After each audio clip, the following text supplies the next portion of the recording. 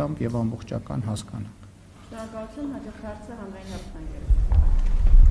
Պարոն վարչապետ, Ռուսաստանի նախագահի հետ ձեր վերջին հանդիպման ժամանակ խոսել էիք հապկի մասին խոսելով կարևորել էիք, որ նույն տեղում անընդհատ չմնանք ու առաջ շարժվենք։ Եթե խոսքը այդ կառույցին Հայաստանի անդամակցությունը ապասառեցնելու մասին է, ինչ զարգացում կա այդ առումով, ու նաև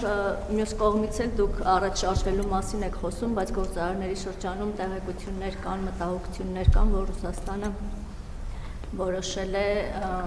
արգելել կամ առնվազն խոչընդոտել գյուղմթերքով մեքենաների մուտքը Ռուսաստան, այս մասին եթե տեղեկություն ունեք, ինչ քայլեր են ձեռնարկվում։ Ես ճիշտ ասած այդ մասին տեղեկություն չունեմ եւ գոնե այս պայդրությամբ ինձ նման տեղեկության մասին չի մենք այդպիսի պաշտոնական տեղեկություն չունենք։ Ինչ վերաբերվում է առաջին հարցից, մեր նախընտրական ծրագրում շատ հստակ գրված է, որ մենք հապկում աշխատանքներ ակտիվացնելու վերաբերյալ միջոցներ չենք ձեռնարկի։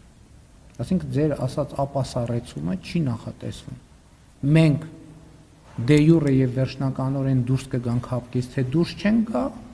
այդ ուրիշ խոսակցություն է, ես չեմ կարող ասել։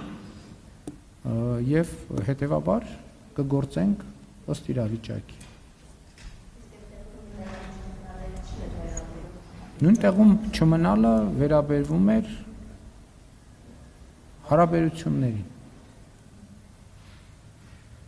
Շնորհակալություն, հաջորդ հարցը